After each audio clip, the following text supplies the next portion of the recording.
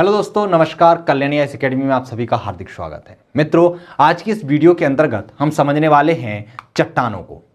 चट्टानों को समझने से पहले हम ये समझ लेंगे कि इसमें किस तरीके के प्रश्न बनने की संभावना है। तो दोस्तों, इस टॉपिक से भी अति लघुत्तरीय प्रश्न, लघुत्तरीय प्रश्न और दीर्घोत्तरीय प्रश्न, साधारण सी भाषा में कहें तो 3 नंबर के, 5 नंबर के और 11 नंबर के प्रश्न बनने की संभावना है। 3 नंबर के प्रश्नों में आपसे कोई भी परिभाषा पूछ ली जाएगी या कोई भी पॉइंट दे दिया जाएगा, उससे आपको 2-3 लाइनें, आपको 1 या 2 लाइन में इसका आंसर लिखना होगा, अर्थात इसमें 2 या 3 फैक्ट आपको लिखने होंगे।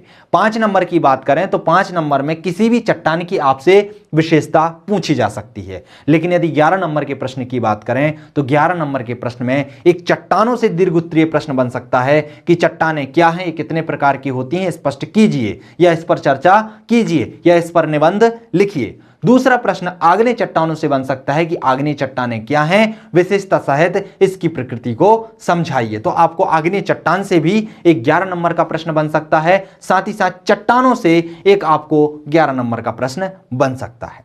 तो चलिए, सबसे पहले तो हमारे सिलेबस में जो चीज लिखी थी कि चट्टानें क्या हैं, उनकी परिभाषा को स्पष्ट कीजिए, तो हम उसको समझ लेते हैं। उसके बाद जो 3 प्रकार की चट्टानें आपको पढ़नी है, कौन कौन सी है, आग्नेय चट्टान, अवसादी चट्टान और रूपांतरित चट्टान, तो इन्हें हम विस्तार तरीके से समझने का प्रयास करेंगे।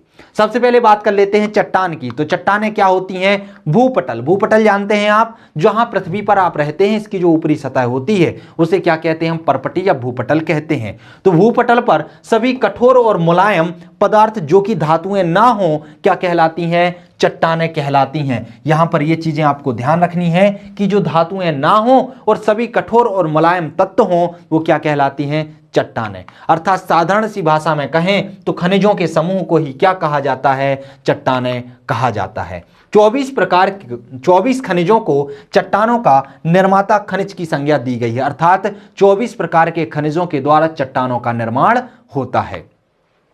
बात करें तो इन 24 प्रकार के जो तत्व होते हैं, जो खनिज होते हैं, उनमें 8 तत्व सबसे महत्वपूर्ण होते हैं। कौन कौन से होते हैं? ऑक्सीजन होता है, जिसकी मात्रा भूपटल पर जो चट्टानें होती हैं उसमें कितनी होती है?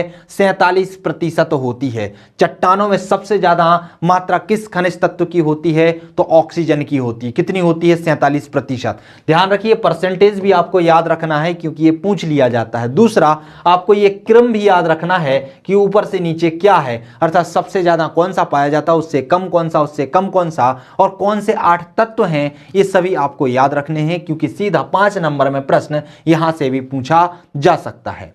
तो ऑक्सीजन 47% पाई जाती है।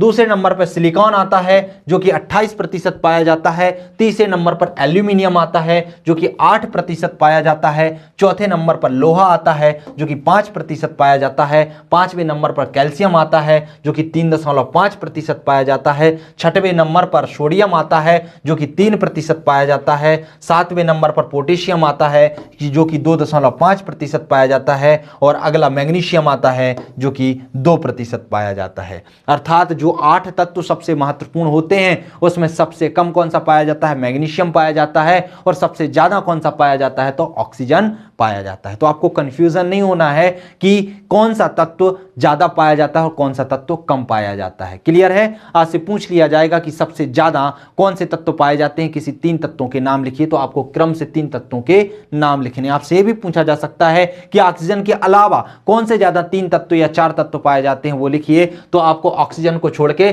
सिलिका, एल्यूमिनियम, लोहा, कैल्शियम इस तरीके से लिखना है। क्लियर हुआ?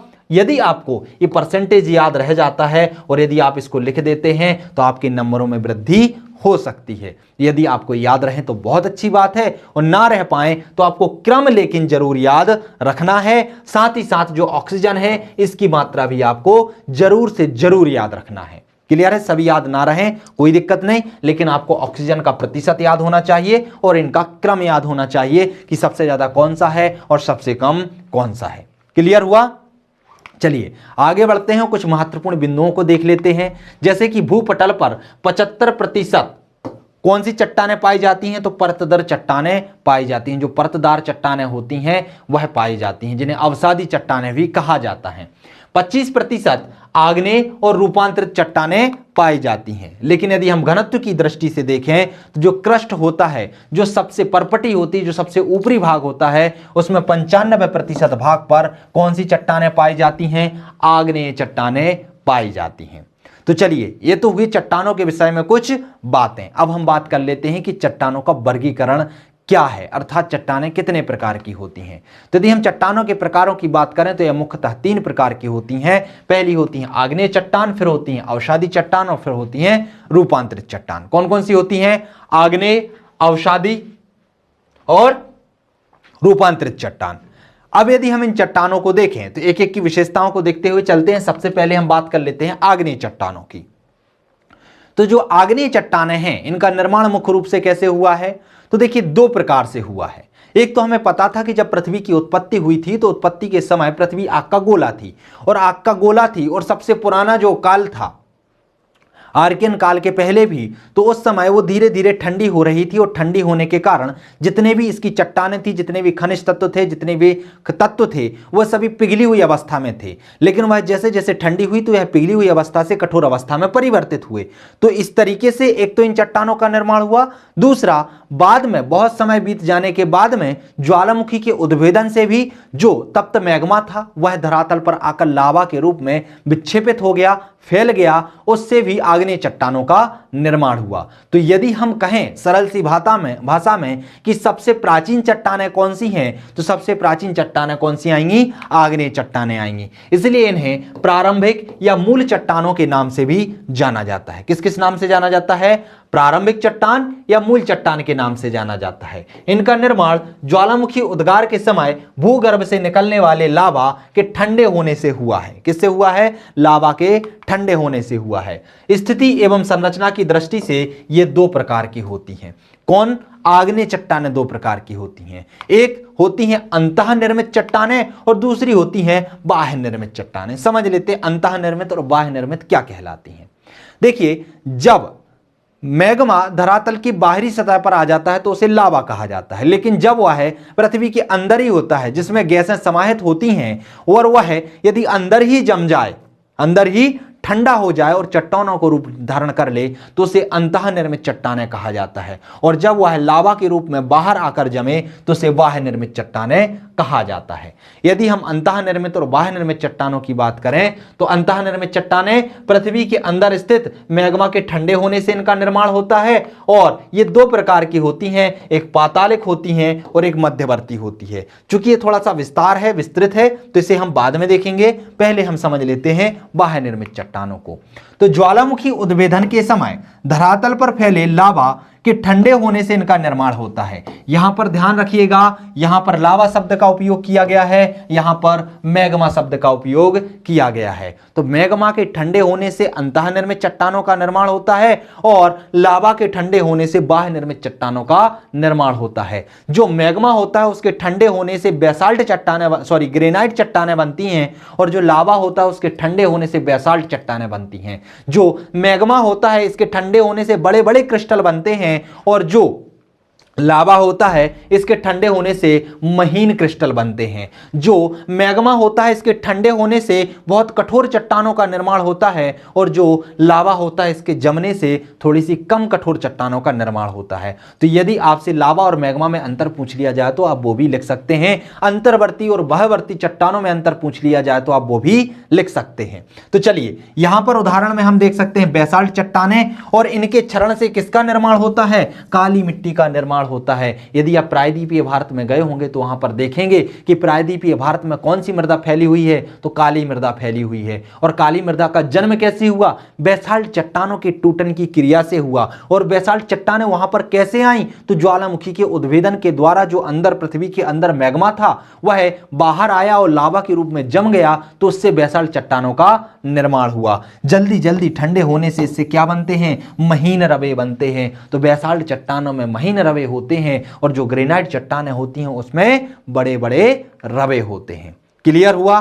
ध्यान रखिएगा, एक और चीज मैं यहां पर बता देता हूं, चाहे अंतःवर्ती चट्टानें हो या फिर बाह्य निर्मित चट्टानें हो, दोनों में ना तो परतें पाई जाएंगी, ना ही जीवाश्म पाया जाएगा, ना ही खनिज पाया जाएगा, खनिज तेल पाया जाएगा, और ना ही जल पाया जाएगा। इसीलिए तो गांव में जब बोरवेल होते हैं या शहरों में बोरवेल होते हैं और हम देख लेते हैं कि यदि ग्रेनाइट चट्टान निकलने लगी है तो हम बोलते हैं इसमें पानी नहीं रहेगा, यहां बोरवेल कराने से कोई फायदा नहीं है। लेकिन जहां भी हम देखते हैं कि चूने की पत्थर पाई जाती है, छोटे छोटे कंकड़ पत्थर पाए जाते हैं, तो हम समझ लेते हैं कि वहां पानी के स्रोत ज्यादा हैं। क्यों? क्योंकि वहां पर परतदार चट्टानें होती हैं। परतदार चट्टानें अवसादी चट्टानों में परतें पाए जाने के कारण बीच में रंध्र होते हैं, और उन्हीं रंध्रों में या तो खनिज तेल मिल सकता है, या फिर गैसें मिल सकती हैं, या फिर जल मिल सकता है। चलिए इनको तो हम समझेंगे डिटेल में आगे, लेकिन यहां पर अभी हम समझ लेते हैं अंतः निर्मित चट्टानें और बाह्य निर्मित चट्टानें। बाह्य निर्मित हमने समझ लिया, बाह्य निर्मित चट्टानों का निर्माण कैसे हो रहा है? ज्वालामुखी के द्वारा निकलने वाले लावा जो धरातल पर जम गया, उसके ठंडे होने से इनका निर्माण हुआ, फिर उसकी अपक्षय अपर्दन या टूटन की क्रिया के द्वारा काली मृदा का निर्माण हुआ। इसमें रवे कैसे पाए जाते हैं? कम पाए जाते हैं। इस मृदा में जल धारण करने की क्षमता सर्वाधिक होती है, और एक ऐसी होती है चिकनी होती है। क्लियर हुआ? चलिए अब बात कर लेते हैं हम अंतः निर्मित चट्टानों की, जिनका निर्माण पृथ्वी के अंदर जो मैग्मा उपस्थित होता है उसके ठंडे होने से होता है। और इसमें भी दो प्रकार की चट्टानें पाई जाती हैं, एक पातालिक चट्टानें होती हैं और एक मध्यवर्ती चट्टानें होती हैं। जो पातालिक चट्टानें होती हैं, जब मैग्मा पृथ्वी के बहुत अंदर जाकर जम जाए, वहीं पर ठंडा हो जाए, तो उसे पातालिक चट्टानें कहते हैं। और जब यह ऊपर की ओर आ रहा होता है, लेकिन बीच में दरार पाए जाने के कारण, अवसादी चट्टान पाए जाने के कारण, परतदार चट्टान पाए जाने के कारण, यदि उन रंध्रों में जमकर विभिन्न आकृतियां धारण कर लेता है, तो उसे मध्यवर्ती चट्टानें कहा जाता है। तो चलिए डिटेल में इनको हम समझने का प्रयास करते हैं। सबसे पहले हम देख लेते हैं पातालिक चट्टानों को। तो इनका निर्माण अत्यधिक गहराई में होता है। इनके ठंडे होने की जो गति होती है बहुत मंद होती है, जिसके कारण अत्यधिक बड़े रवे का या क्रिस्टल का निर्माण होता है। देखिएगा, जब आपने देखा होगा किसी को मिठाई बनाते हुए, तो आपने देखा होगा वहां पर वह शक्कर की चाशनी से रवे जब बनाते हैं, शक्कर को पहले पानी में डाला जाता है, पानी में डालने के बाद उसे उबाला जाता है। जब वह उसमें घुल जाती है और फिर उसमें जब रवे बनने लगते हैं, तो उसे हम क्या करते हैं, यदि धीरे धीरे ठंडा करते हैं तो उसमें रवे जो होते हैं बड़े बनते हैं। लेकिन यदि उसे जल्दी जल्दी चलाकर जल्दी जल्दी ठंडा किया जाता है तो उसमें रवे कम बनते हैं, छोटे बनते हैं। तो यही कारण होता है। और जो रवे बड़े होते हैं वो कठोर होते हैं, और जो रवे महीन होते हैं वह कमजोर होते हैं। तो इनके ठंडे होने की गति कैसी होती है? बहुत मंद होती है, जिसके कारण अत्यधिक बड़े रवे पाए जाते हैं। उदाहरण के लिए ग्रेनाइट चट्टानें। इनमें शामिल क्या क्या होते हैं? तो इनमें शामिल होता है जैसे बैथोलित। क्या क्या होता है? बैथोलित। बैथोलित क्या है? यह सबसे बड़ा आग्नेय चट्टानी पिंड होता है। क्या होता है? सबसे बड़ा आग्नेय चट्टानी पिंड होता है। पृथ्वी के बहुत नीचे यदि इस तरीके का बहुत सारा मैग्मा जम जाए और ठंडा हो जाए और इस तरीके की आकृति धारण कर ले, तो उसे क्या कहा जाता है? बैथोलित कहा जाता है। ध्यान रखिएगा, यह एक बड़े गुंबद के आकार का होता है, जिसके किनारे कैसे होते हैं? खड़े होते हैं। यह एक पातालीय पिंड होता है। पातालीय पिंड का मतलब जो बहुत गहराई में निर्मित हो, अर्थात यह अंतर्वेदी चट्टानों द्वारा निर्मित होता है। यदि हम उदाहरण की बात करें बैथोलित की, तो कनाडा का कोस्ट रेंज बैथोलित और यूएसए का इदाहो बैथोलित इसके बहुत अच्छे उदाहरण हैं। तो क्लियर हुआ बैथोलित क्या होता है? यदि पृथ्वी के बहुत अंदर यहां पर इस तरीके की स्थलाकृति अर्थात एक पठार का निर्माण हो जाए, बहुत अंदर पाताली क्षेत्र में, तो उसे क्या कहा जाता है? बैथोलित। इसका जो क्षेत्रफल होता है बहुत ज्यादा होता है। इसके जो किनारे होते हैं वो कैसे होते हैं? शीर्ष ढाल के समान होते हैं, खड़े ढाल के समान होते हैं। और जो ऊपर वाला भाग होता है वो कैसा होता है? सपाट होता है, पठार के समान होता है। और यहाँ पर बड़े बड़े क्रिस्टल पाए जाते हैं। अब बात कर लेते हैं स्टॉक की। तो जो बैथोलित होता है उसका ही जो छोटा आकार होता है उसे क्या कहा जाता है? स्टॉक कहा जाता है। इसका विस्तार 100 वर्ग किलोमीटर से कम होता है। 100 वर्ग किलोमीटर से ज्यादा विस्तार किसका होता है? बैथोलित का होता है। और स्टॉक का 100 किलोमीटर से कम होता है। इनका ऊपरी भाग कैसा होता है? गुंबदाकार होता है। इस तरीके से इनका आकार होता है। बैथोलित का आकार इस तरीके से था और इनका आकार इस तरीके से होता है। क्लियर हुआ? तो ये आपको ध्यान रखना है। 3-3 नंबर में पूछे जा सकते हैं, 5 नंबर में आपसे पूछे जा सकते हैं कि बैथोलित और स्टॉक पर टिप्पणी कीजिए। अब बात कर लेते हैं हम मध्यवर्ती चट्टानों की। तो देखिए, जब मैग्मा पृथ्वी के अंदर से बाहर की ओर आ रहा था तो हमने देखा कि यदि वह अंदर ही जम गया तो या तो वो इस तरीके से जम जाएगा या फिर वह इस तरीके से जम जाएगा। तो ये क्या कहलाएगा? व्यथोलिथ कहलाएगा। और ये क्या कहलाएगा? स्टाक कहलाएगा। अब यदि मैग्मा बाहर आ रहा होता है और बाहर आते समय यदि मार्ग में क्या है, मार्ग में बहुत सारी चट्टानें पाई जाती हैं, मान लीजिए ऐसे चट्टानें हैं, यहां पर आग्नेय चट्टान है, यहां पर अवसादी चट्टान है, यहां पर फिर आग्नेय चट्टान है और यहां पर बीच में आग्नेय आ गई, यहां पर अवसादी आ गई। तो इस तरीके की चट्टानों का मिश्रण होता है। अब जब ये मैग्मा बाहर आ रहा होता है तो उसको जहां पर भी रंध्र मिलता है वो वहां पर जम जाता है। कहीं पर इस आकृति में जम जाएगा तो कहीं पर इस आकृति में जम जाएगा, तो कहीं पर इस आकृति में जम जाएगा, तो कहीं पर इस आकृति में जम जाएगा। तो ऐसी बहुत सारी आकृतियों का निर्माण होता है। या तो वो ऐसे जम जाएगा, ठीक है, अब मान लीजिए रंध्र कैसा है, क्षैतिज है, तो इस तरीके से जम जाएगा, या तो लूप के आकार का जम जाएगा, या फिर तस्तरी नुमा जम जाएगा, या फिर लंबा लंबवत जम जाएगा। तो इस तरीके से जमने के कारण बहुत सारी स्थलाकृतियों का जन्म होता है जिन्हें अलग अलग नामों से जाना जाता है। उन्हें हम देख लेते हैं एक एक करके। भूगर्भ से निकलने वाला मैग्मा जब धरातल पर ना पहुंचकर मार्ग में मिलने वाली दरारों में ही जमकर ठोस हो जाता है तो ऐसी चट्टानें मध्यवर्ती चट्टानें कहलाती हैं, जिनका निर्माण मध्य वाले भाग में होता है। इसके अंतर्गत आते हैं जैसे लैकोलिथ। लैकोलिथ क्या होता है? जब मैग्मा ऊपर की परत को ऊपर की ओर जोर से उठाकर गुंबद के रूप में जम जाता है तो इसे लैकोलिथ कहा जाता है। ध्यान रखिए, ये छतरी नुमा आकृति का दिखाई देता है। कैसे? मान लीजिए मैग्मा इधर से आ रहा होता है और यह ऊपरी सतह को इस तरीके से धकेल कर इस तरीके से जम जाता है तो इसे क्या कहा जाता है? इसे कहा जाता है लैकोलिथ। मान लीजिए यहां पर चट्टान है और ये चट्टान इस तरीके से थी, तो इस चट्टान को क्या करता है? ऊपर धकेलकर इस तरीके से जम जाए तो इसे लैकोलिथ कहा जाता है। यह ज्वालामुखी पर्वत का ही अंतर्भेदी प्रतिरूप होता है। अब बात कर लेते हैं लैपोलिथ की। वो क्या था? लैकोलिथ था, ये लैपोलिथ है। जब मैग्मा जमकर तस्तरी नुमा आकार ग्रहण कर लेता है तो इसे लैपोलिथ कहा जाता है। तस्तरी नुमा आकार कैसे? मतलब इस तरीके से वह आकार ग्रहण कर ले तो ये क्या कहलाता है? तस्तरी नुमा कहलाता है। तो इस तरीके का जो आकार होता है उसे क्या कहा जाता है? लैपोलिथ कहा जाता है। दक्षिण अमेरिका में लैपोलिथ आपको देखने को मिलते हैं। फैकोलिथ, यदि बीच वाली दरार में आकर मैग्मा इस तरीके से जम जाए, किस तरीके से? इस तरीके से जम जाए, लहरदार जम जाए तो उसे क्या कहा जाता है? उसे कहा जाता है फैकोलिथ।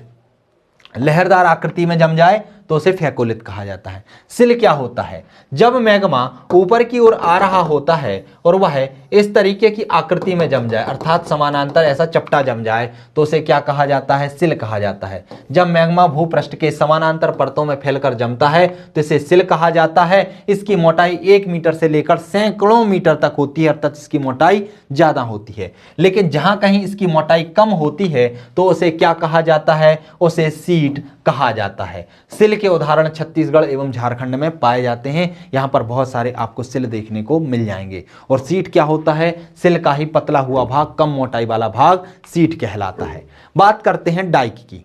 जब मैग्मा लंबवत जम जाए, मान लीजिए आ रहा था और इस तरीके से वह जम जाता है, यहां पर चट्टानें हैं, यहां पर चट्टानें हैं, और इस तरीके से लंबवत जम जाए तो उसे क्या कहा जाता है? डाइक कहा जाता है। जब मैग्मा किसी लंबवत दरार में जमता है तो इसे डाइक कहा जाता है। झारखंड की सह-भूमि में अनेक डाइक आपको देखने को मिल सकते हैं। तो क्लियर हुआ, ये क्या थे? ये प्रकार थे अंतर्वेदी और बहिर्वेदी चट्टानों के, आग्नेय चट्टानों के। यहां से आपसे 3-3 नंबर में कुछ भी पूछा जा सकता है। अब हम बात कर लेते हैं आग्नेय चट्टानों की विशेषता की। तो देखिए, इन विशेषताओं को याद करने की जरूरत नहीं है, ये तो आपको वैसे ही याद हो जाएंगी। चलिए थोड़ा सा समझ लीजिए इनको कैसे। हमने देखा था कि आग्नेय चट्टानों का निर्माण कैसे हो रहा था। तो आग्नेय चट्टानों का निर्माण पृथ्वी के या तो ठंडे होने से हो रहा था या फिर मैग्मा के जमने, लावा के जमने से हो रहा था। लावा जैसे ही सतह पर आया जो कि तरल अवस्था में था, अर्थात पिघली हुई चट्टानें उसमें थी, जब यह जमा तो जमने से, इसके ठंडे होने से इस प्रकार की चट्टानों का निर्माण हुआ। तो जब यह पिघली हुई अवस्था में होगा तो क्या इसमें वनस्पति पाई जाएगी? क्या इसमें अवसाद पाए जाएंगे? नहीं पाए जाएंगे। तो इसमें जीवाश्म का अभाव होगा, क्योंकि जो भी होगा वह जल चुका होगा, तो इन चट्टानों में जीवाश्म का अभाव होगा। दूसरा हमने देखा था कि यह तरल अवस्था से ठोस अवस्था में धीरे धीरे ठंडे होकर परिवर्तित होते हैं। जब यह ठंडे होते हैं तो इनमें रवे और क्रिस्टल पाए जाएंगे। इनमें किसी भी तरीके के ना तो कोई जल पाया जाएगा, ना ही प्राकृतिक गैसें पाई जाएंगी, ना ही इसमें किसी तरीके के रंध्र पाए जाएंगे। क्यों? क्योंकि यह तरल अवस्था से ठोस अवस्था में परिवर्तित हो रहा है, तो इसमें कहीं भी दरारों की आवश्यकता नहीं होगी, परतें नहीं पाई जाएंगी, साथ ही साथ ना ही इनमें वायु होगी। और यह चट्टानें कैसी होंगी? कठोर होंगी। तो इनकी विशेषताएं होंगी। देखिए यही चीजें विशेषताओं में लिखा हुआ है। जैसे यह लावा और मैग्मा के जमने से बनती हैं, कठोर और ठोस होती हैं, इनमें रवे क्रिस्टल पाए जाते हैं, परत विहीन होती हैं, परतें नहीं पाई जाती, जीवाश्म का अभाव होता है, रंध्र और छिद्र नहीं पाए जाते। तो यही तो आग्नेय चट्टानों की विशेषताएं हैं। तो यदि आपने इनके निर्माण की प्रकृति को समझ लिया तो आपको इनकी विशेषताओं को रटने की आवश्यकता नहीं है। चलिए आगे बढ़ते हैं अगली चट्टानों की ओर, जिसे कहते हैं अवसादी चट्टान या फिर परतदार चट्टान, जिसे इंग्लिश में सेडिमेंट्री रॉक्स भी कहा जाता है।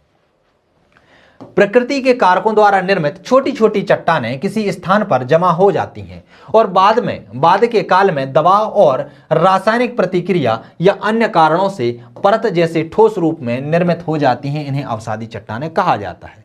देख लीजिए क्या होता है। मान लीजिए कोई चट्टान यहां पर पहले से उपस्थित थी, अब यहां पर कुछ समय बाद कुछ धूल के कण यहां पर जमा हो जाते हैं, फिर यहां पर पत्ते वत्ते भी आकर जमा हो जाते हैं, फिर कुछ सालों बाद यहां पर कंकड़ पत्थर फिर जमा हो जाते हैं, फिर बहुत सालों बाद फिर यही क्रिया होती है, फिर इसके बाद फिर कोई चट्टान जम जाती है और दबाव के कारण इस तरीके से परतदार परत चट्टानें जमती जाती हैं। तो यहां पर क्या होता है, कुछ परतें जम जाती हैं, ऐसे हो जाती हैं। जब इन्हें लंबवत करके खड़ा करके ठोका जाता है तो यह पलड़े के पलड़े में अलग हो जाती हैं। बलुआ पत्थर का आप उदाहरण देखिएगा, जो फर्शियां आती हैं उसमें आप देखिएगा जो मिस्त्री होता है उस चट्टान को खड़ा करके ऊपर से हथौड़ा और छेनी से बार करता है और वह चट्टानें सीधे पलड़े में अलग अलग हो जाती हैं। लेकिन आप किसी ग्रेनाइट चट्टान को फोड़ के देखना, वो कहीं कहीं से टूटेगी, जैसा उसका क्रिस्टल होगा वह वैसे टूटती है, लेकिन परतदार चट्टानें सीधे टूटती हैं। क्यों? क्योंकि जहां पर भी रंध्र होगा जिस तरीके से वह वहां से अलग हो जाएगी। तो इस तरीके से जमते जमते जिन चट्टानों का निर्माण होता है उन्हें अवसादी चट्टानें कहते हैं। इनको समझिएगा, बनने की प्रक्रिया को सारी विशेषताएं यहीं क्लियर हो जाएंगी। सबसे पहले हम देख रहे हैं कि परतदार परत जम रही हैं, तो ये क्या होंगी?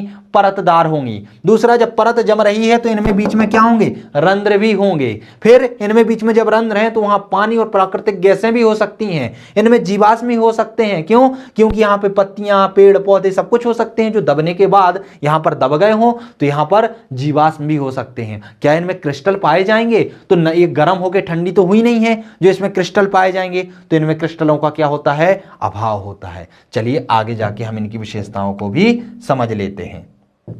क्या क्या है विशेषताएं? इनमें परतें पाई जाती हैं, अपेक्षाकृत कैसी होती हैं? मुलायम होती हैं, आसानी से टूट जाती हैं, छिद्र होते हैं, इसलिए तो इनमें पानी और खनिज तेल भी पाए जाते हैं। ये अधिकांशतः क्षैतिज रूप में पाई जाती हैं, क्षैतिज रूप में ही जमेंगी ना, तो क्षैतिज रूप में पाई जाती हैं। इसमें जीवाश्म भी पाए जाते हैं और अधिकांश का निर्माण समुद्री तलों में होने के कारण समुद्री तरंगों के चिन्ह भी पाए जाते हैं। जब ये समुद्री के किनारे पाए जाते हैं तो आपने देखा होगा इसमें इस तरीके की आकृतियां, इस तरीके के चिन्ह भी पाए जाते हैं। तो जो अवसादी चट्टानें होती हैं, जो परतदार चट्टानें होती हैं, उनमें तरंगों के चिन्ह भी पाए जाते हैं। जो समुद्री तरंगें होती हैं उनके चिन्ह भी पाए जाते हैं। तो ये विशेषताएं हो गई। क्लियर हुआ? चलिए आगे बढ़ते हैं और अगली चट्टानों की बात करते हैं जो कि सबसे कठोर चट्टानें होती हैं और इनका निर्माण रूप परिवर्तन के द्वारा होता है। चाहे वह आग्नेय चट्टान हो, चाहे वह अवसादी चट्टान हो, यदि दोनों पर ताप और दाब बहुत ज्यादा पड़ता है तो आगे जाकर उनका रूप परिवर्तित हो जाता है और अगली चट्टानें उभर कर आती हैं जिन्हें रूपांतरित चट्टानें कहा जाता है। उच्च तापमान एवं उच्च दबाव के कारण आग्नेय और अवसादी चट्टानों के संगठन एवं स्वरूप में परिवर्तन से इनका निर्माण होता है। विशेषताओं की बात करते हैं। अब देखिएगा विशेषताएं। बहुत ज्यादा ताप और दाव पड़ रहा है, तो ताप और दाव पड़ने से कैसी हो जाएंगी? बहुत ज्यादा कठोर हो जाएंगी। तो यह अत्यधिक कठोर होती हैं, आग्नेय चट्टान से भी ज्यादा कठोर होती हैं। क्यों? क्योंकि आग्नेय चट्टानों पर भी ताप और दाव पड़ने के बाद इनका निर्माण हो रहा है। तो यदि पूछा जाए सबसे कठोर चट्टानें कौन सी होती हैं, तो रूपांतरित चट्टानें होती हैं। दाब एवं तापमान के कारण भौतिक एवं रासायनिक गुणों में क्या हो जाता है? इनके परिवर्तन हो जाता है। इसीलिए तो आप देखेंगे कि चूना पत्थर पर जब ताप और दबाव पड़ता है, चूना पत्थर कैसा होता है, रवीला होता है और कमजोर होता है, लेकिन उसमें ताप और दबाव पड़ने के कारण संगमरमर का रूप धारण कर लेता है, जिसमें चमक बहुत ज्यादा होती है और कैसा होगा, जीवाश्म रहित होगा। क्यों? क्योंकि ताप और दबाव अधिक पड़ने के कारण जो जीवाश्म है वो नष्ट हो जाते हैं, तो इनमें भी जीवाश्म का अभाव होता है। यह दानेदार होती है, क्वार्टजाइट और फेल्सपार का उदाहरण है। क्लियर हुआ? अब हम बात कर लेते हैं शैल चक्र की। तो ये तीनों प्रकार की चट्टानें क्लियर हुई कि कौन सी चट्टानों का निर्माण किस तरीके से हो रहा है और उसकी विशेषताएं क्या हैं। अब हम बात कर लेते हैं शैल चक्र। शैल चक्र क्या कहलाता है?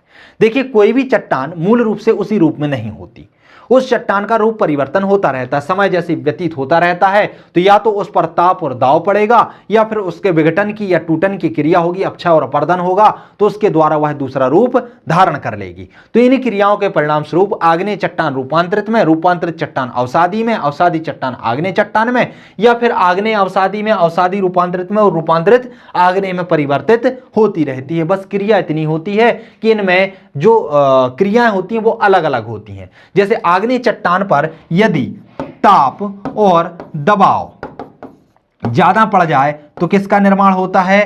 तो रूपांतरित चट्टानों का निर्माण होता है। लेकिन यदि इसमें अपक्षय और अपर्दन की क्रिया होती है, कौन सी होती है? अपक्षय और अपर्दन की क्रिया होती है, तो किसका निर्माण हो जाएगा? आग्नेय चट्टानों का निर्माण हो जाएगा। तो आग्नेय से रूपांतरित भी बन रही है और रूपांतरित से आग्नेय भी बन रही है। इसी तरीके से यदि जो अवसादी चट्टान है इसमें ताप और दाव यदि बहुत ज्यादा पड़े तो इससे किसका निर्माण होगा? रूपांतरित का होगा, वो हमने भी देखा था। लेकिन यदि इसके टूटन की क्रिया होती है, टूटन फूटन अपक्षय अपर्दन की क्रिया होती है, संग्रहण की क्रिया होती है, तो इससे अवसादी चट्टानों का निर्माण हो जाता है, परतदार चट्टानों का निर्माण हो जाता है।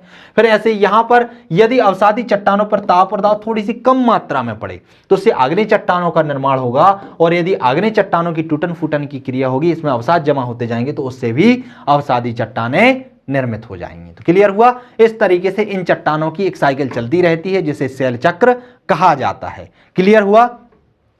चट्टानें अपने मूल स्वरूप में अधिक समय तक नहीं रहती हैं, बल्कि उनमें परिवर्तन होते रहते हैं, जिससे पुरानी चट्टानें परिवर्तित होकर नवीन रूप धारण कर लेती हैं तथा इस परिवर्तन में एक चक्र का निर्माण होता है जिसे शैल चक्र कहा जाता है। यह आपसे 5 नंबर में प्रश्न पूछा जा सकता है, तो इसको आप याद रखिएगा। चलिए आगे कुछ शब्दावली हैं जो 3 नंबर में पूछी जा सकती हैं कि आखिर मैग्मा क्या होता है और लावा क्या होता है। तो मैग्मा क्या होता है? सभी चट्टानों का मूल पदार्थ जो कम गर्म, तरल तथा चिपचिपी अवस्था में होता है। किसमें होता है? गर्म होगा, तरल होगा और चिपचिपी अवस्था में होगा। यह भूगर्भ में 60 से 100 किलोमीटर की गहराई पर पाया जाता है। क्या कहलाता है? मैग्मा कहलाता है। तो सभी चट्टानों का जो मूल पदार्थ होता है, जो गर्म होगा, तरल होगा और चिपचिपा होगा, वो क्या कहलाता है? मैग्मा कहलाता है। लावा क्या कहलाता है? तो तरल मैग्मा जब पृथ्वी के धरातल पर पहुंचता है तो उसका जो गैसीय अंश होता है वह वायुमंडल में क्या हो जाता है? विलीन होता है। इसके साथ बहुत सारी गैसें होती हैं। यदि वो जैसे ही धरातल पर आता है और उसका गैसीय भाग वायुमंडल में विलीन हो जाए और गैस विहीन जो मैग्मा बचेगा उसे लावा कहा जाता है। अर्थात गैस रहित मैग्मा को क्या कहा जाता है? लावा कहा जाता है। ध्यान रखिएगा, एक नोट है उसको याद रख लीजिए कि बेसाल्ट का जो गहरा रंग है और जो ग्रेनाइट का हल्का रंग है वह उसमें पाई जाने वाली सिलिका की मात्रा पर निर्भर करता है। तो यह प्रश्न भी आपसे पूछा जा सकता है। क्लियर है? चलिए, तो इसके साथ ही जो चट्टानों वाला टॉपिक था आपका, उसके अंतर्गत जितने भी महत्वपूर्ण प्रश्न बनने वाले थे उन सभी को हमने डिस्कस किया और समझने का प्रयास किया। तो चट्टानों के अंतर्गत जितने भी डायमेंशन होते हैं उन सभी डायमेंशनों को हमने कवर करने का प्रयास किया। तो दोस्तों इस वीडियो में इतना ही। मिलते हैं अगले वीडियो में अगले टॉपिक के साथ। तब तक के लिए नमस्कार।